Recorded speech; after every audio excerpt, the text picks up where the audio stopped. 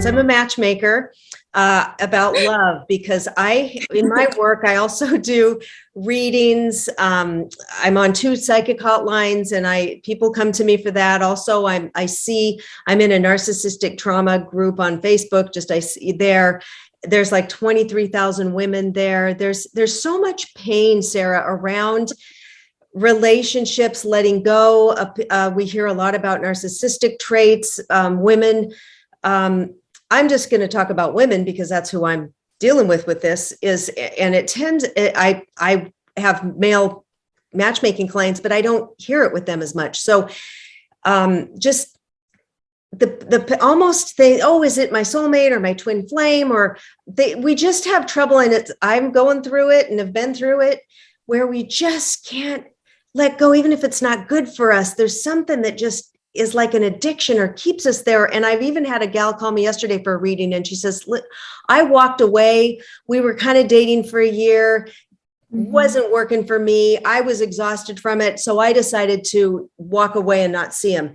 But I want to know, is he still thinking about me? Is he going to contact me? I'm like, wait a minute, you walked away. It's not working. You didn't like it, but you're calling a psychic line to find out if they're thinking of you. So what's going on here? Wow, this is a great subject. I'm really enjoying this right now. It's something I needed to speak about for a long time and have never spoken about it. Okay, so there's a couple of different things that play into effect here. One, a lot of these men are vampires. So they take a part of these women's energy field. So the woman's going back to the man over and over again, because on a subconscious energetic level, she wants that piece of her soul energy back. So that's why people go back to abusive partners. If once you restore their soul energy to them, they usually will never go back to that abusive partner. And I've done this for many clients. They tell me, even like somebody they were married to 12 years ago that they don't want to be with, they'd always think about them constantly. Once we got that soul energy back from that person that took it from them, they don't think about that their ex anymore whatsoever. So that's a good tool to literally go and do soul retrieval energy work at the point where they lost that energy and bring that back to them. This is why so many people, again, go back to abusive relationships. Also, there's another thing that plays into effect here. They haven't manifested the frequency of love within themselves. And since they haven't, they're looking for love from others, and they're very desperate for it. So by working to, find that frequency, cultivate it within yourself where you're happy alone, then that's when you can manifest a good partner. You're not manifesting a partner out of desperation and because you feel you need love, which will never fill that hole for you, by the way. It's going to be an empty hole until you fill it yourself. So this is another reason why women will run to any man that they can, any man that gives them attention, or even men who don't want them, is because they don't have that self-love. And once you have that self-love, you look at that person and you're like, you know what? This isn't in alignment with me. I love myself. You're not treating me right. You're not acting right. I'm walking my way, and you don't look back. Yeah. So that's another way to get rid of, just being drawn to people who don't love you right, or who don't want you, that you're drawn to. And it's because there's a part of yourself you need to heal with that. So also, the thing is too, is that people rely on others too much, and we need to mature up. As women, we have been told, to marry a guy, let this guy take care of us, let this guy tell us what to do, not explore our creativity, not support ourselves, not be strong within ourselves. And I feel like that kind of old programming is shedding right now. And women are starting to be like, hey, listen, even if I don't have a partner, I am powerful and beautiful, and I am good in life. And I think that's a good place to get to, because oftentimes, when we're not feeling good within ourselves, we will become addicted to feeling the emotions of another. And this is why too, a lot of people chase other people, because they don't want to actually sit with themselves and feel themselves. So when you connect to that other person, you're feeling their energy filled. So It's an addiction. So it's an addiction to feeling other people. rather than just being able to sit there with yourself, because you don't want to feel yourself because you're not happy within yourself. And I see this happen massively. Men do it a lot. Women do it a lot, where it's like, oh, they're super promiscuous, and they're promiscuous because of the fact they don't like feeling themselves, and they're trying to get that high from that other person's energy field so that they can escape themselves. It's an escapism. Right. So yeah, so it's really important to start to look in your life. Hey, what's making me unhappy? Why am I unhappy?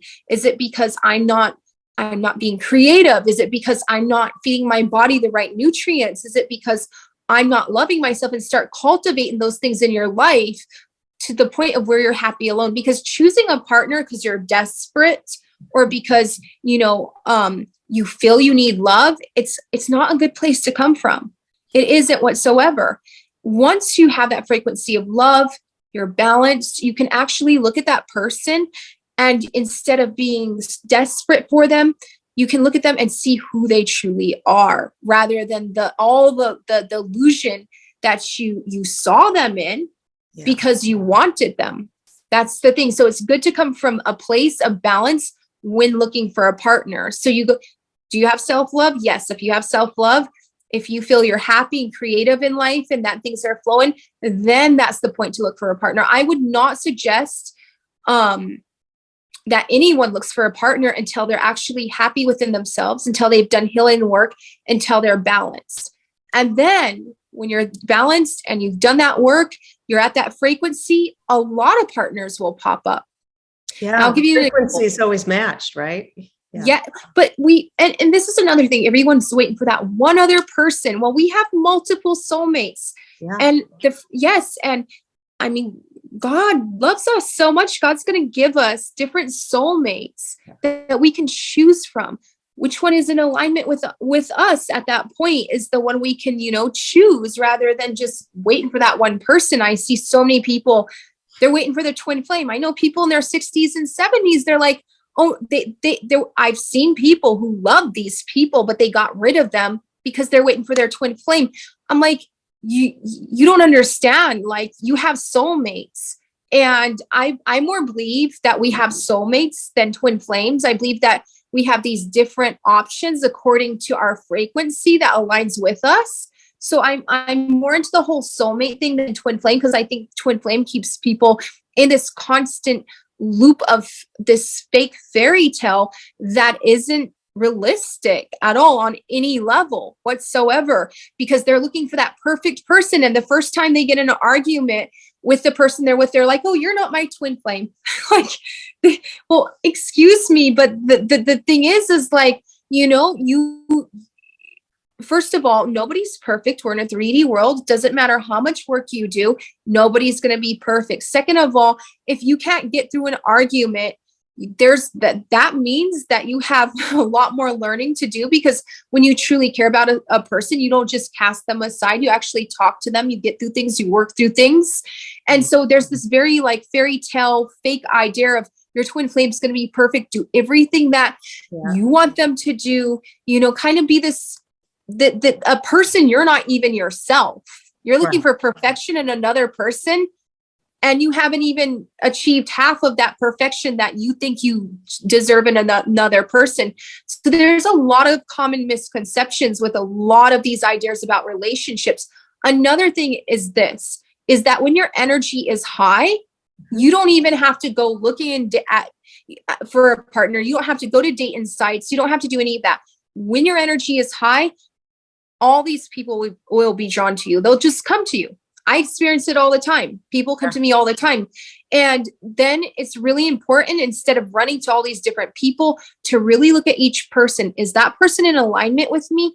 And also I tell women all the time this, I think maybe you've seen it on my Facebook, where I said, just don't sleep with a guy for 3 months, because see if he'll go to the grocery store, see if he'll help walk your dog, see if because guess what? If he's going to wait 3 months for you, and he's just going to come and do everyday things with you, he's going to be there for the rest of your life. If he can't wait 3 months, he only wanted you for one thing, and that's sex. So unless you are looking for a hookup, which a lot of spiritual women in this community aren't, make that person wait.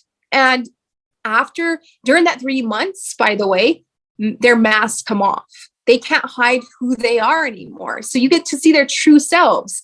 And you also get to see if they're in alignment with you, if they're compatible with you. I think too many people right away jump in with somebody they're not compatible with. They don't have this, they don't have this flow of energy with, and it seems fairy tale. And they have this, like I said, an addict personality, that high of, oh, I'm in a relationship, I'm in love. But then it's not something long-term. Something long-term will always need to be cultivated. So it's really important to cultivate your relationships with another. And it's also important to be selfless about it. I think a lot of people look at other people and look at what they can gain from them, what they'll add to their life, what they'll do for them. And that's not a good, that's not good on any level. That's very selfish to me. So it's important to look at that person as this beautiful, beautiful creation of God that, deserves an equal partnership with you, that you both should be doing stuff for each other. You both should be given to each other. You both should be working through arguments together. You both should go in deep together, whether it's spirituality or just even, in everyday things. You guys should be able to rely on each other, So this is how you create a good partnership. Wait. I always tell women, wait, always date only after you feel you're in a good place, literally in a good place. Look at your emotions. Are you happy? Are you happy with your body? Do you need to go work out more? Are you unhappy because you're not working out enough? How is your body feeling? Go through all of that. Do you have self-love? Are you achieving your goals? Are you working towards them? Once you've got to that level where you feel like you're flowing and you're at peace with yourself, then you can come from a sane, stable mind and then start to manifest that partner that you want to be with. I love that. That is so great. That's just the best advice ever. And if you can't wait 90 days, my goodness, for somebody you might want to spend the rest of your life with. Also, I find that I used to do this myself, and I see a lot of women will do this. We play the victim, like that person's doing, they're saying this, they're doing this, they're not doing this, they're not calling, he didn't text, he treated me like this, he said that. And I've done it. And am like, wait a minute, I'm a Gemini too. And I'm all over here and I'm all over there. And I've been married 3 times. And, it's no secret. I've had a lot of relationships, dated a lot. And I would find myself getting involved with these men with these narcissistic traits or very critical. And then I would, instead of saying, hey, are they in alignment with me? Why am I staying? And I would stay and stay. And then I'd break up and then go to the next one and stay another 7 years with this one. But I was like the victim, instead of saying, hey, I'm a sovereign being. I can choose. I'm not, I don't have to stay here. They're treating me like crap. Not coming home at night or whatever. I can leave, but I wouldn't leave. And I see so many women staying. And is that the energy? I don't know if it's that victim card that we kind of play. Is it, that's the soul retrieval we got to do, or what? You're bringing up some great things here. First of all, when you find self-love, you don't stay. And then when you find self-love, you find that confidence too. And with me, it's like if somebody didn't ever text me back, I completely wouldn't care. I'd go off and do something happy for myself and with my friends. And I think a lot more women need to do that. And I think women are in this desperation kind of frequency because for thousands of years, they've been suppressed, like I said. And for thousands of years, they were taught to just find any guy that will marry them and take care of them financially. So, and they also want love. Women deep down want love, and they're not getting it from the masculine because the masculine, it's been very suppressive for thousands of years. So we have all these like programs, false light programs running in the system, whether it's in the feminine or the masculine. Honestly, I think that women, when a man doesn't text back, women should just completely go the other way. If there's one thing I could get across about that, just go the other way. Go focus on other people. I told my one friend, because this guy wasn't texting her back, I said, you know what?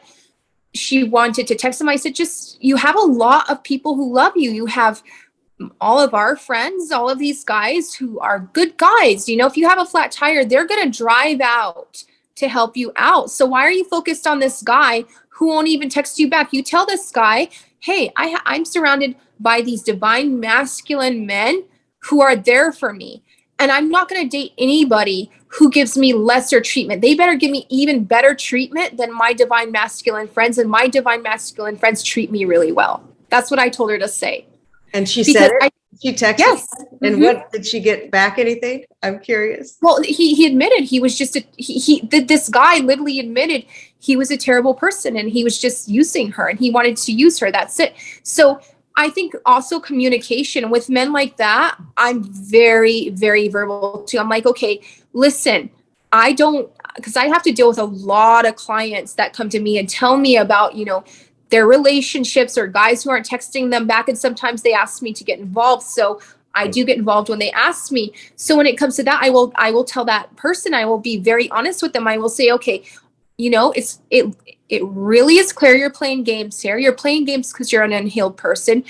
And even if they say they're awakened, I will still tell them this, because even people who claim to be awakened, oftentimes there's parts of them they still need to heal, but I'm very verbally blunt about these things. So then I tell the guy, I'm like, okay, you're playing games here. If you're not interested and you're still playing with this person, you're going to get bad karma because you're hurting their heart. You're hurting their emotions, their feelings, and you need to reflect on this. So why don't you visualize yourself as this girl you're hurting or this woman you're hurting? Right. Would you like to be treated like that? And it's really interesting how when I tell them this, they're like, wow, no, I wouldn't like to be treated like this. And I'm sorry I did this. And they completely shift.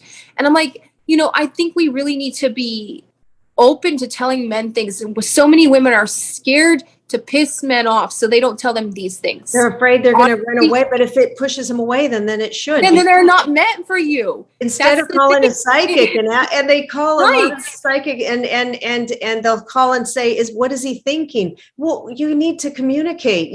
Because I don't read minds. I can't. I say I'm not. I read I'm a good reader. I read the energy, but I'm not predictive, and I don't read people's minds. I don't know. But what I can say is if he's not coming towards you and he's not interested. You're there, maybe a booty call, or he's got a few women or whatever. But a man who loves you, who wants to be in your life, he's calling and talking to you and wanting to pin you down for Saturday night so another man doesn't snatch you up and get exactly. Yeah. And it's all. I think too, women, they need to go ahead and get some good awakened guy friends or good guy friends that treat them good. Because then that lays the foundation for good treatment. And then they need to look at this and be like, hey, this person I want to date, is this person this guy going to treat me as good or better than these guy friends who are here for me in life? And if they're not, get rid of them. It's simple as that. It's really simple as that. I think a lot of women don't have, they haven't just, kind of went into having good friendships with good guys. So they don't have that, and they didn't get it from their father that didn't, instill in them what good men are. And so they're these broken little girls. It doesn't matter if they're 40, 60. I still see it happen all the time. So they don't know how men should act to them. This is the thing. So it's really important to get good guys in your life.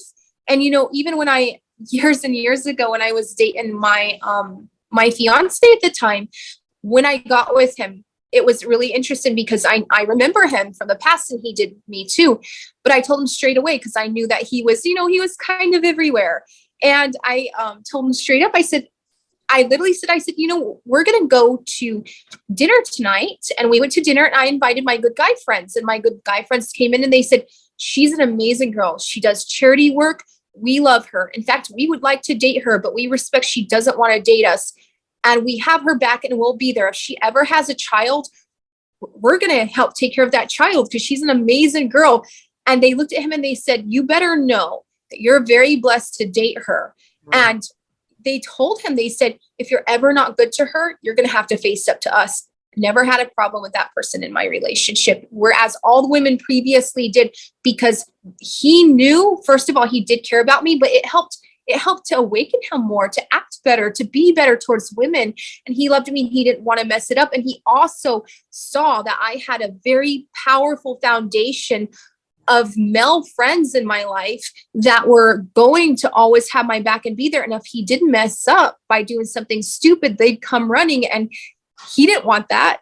Right. So Right. that helped him learn how to be better. I think that, a lot of men need to start correcting their bros Yeah. on how to treat women. I'm serious. Like saying, hey, stop messing with her heart. Yeah. Stop being, shady and petty to women. This isn't okay. I don't care that, what you think. As a friend, I'm going to tell you to mature and grow up and just become better in the way that you treat women, because this is not okay. I do think that. And it's really, yeah. We have that oxytocin, that hormone oxytocin, that if we cuddle or have sex with a man, that's that connection, that's the hormone that when a woman gives birth, that binds her to her baby. So ladies, if you're making out with a guy and that you're going to have that oxytocin and you're going to think you need to marry that guy or be with that, it's the bonding hormone. And it's the men, that's when the men get these stalkers, these crazy girls who can't leave them alone because they've got that bonding, that oxytocin. So that's part of it, I think, is hormones too. Right? But it also is when you're feeling good, you're not necessarily addicted to that as much. So if you have a healed gut system and a healthy gut system, you're creating that all the time. Because I like today, I was driving around and I like felt so happy and love. I'm like, love. Oh my God. So once you get there, you don't have that pull like you used to before. That's why I think a lot of women just need to do self-work. I wouldn't recommend, right now, just looking at the world and the population, everyone's trying to find a partner. I'd be like, no, take the year off, go heal, go get happy. Oh my God. Imagine if everybody worked on themselves, it would be right. Then it'll come to you eventually. The best things come as blessings from God when it's unexpected. And I've learned that since I was young. I've always known this. And, I think when you're focusing on something so much, like manifesting a partner, it's because of the fact that you feel there's something missing within yourself. So once you heal that, you won't focus on that. You'll just go live in your happy life and boom, that person will show up.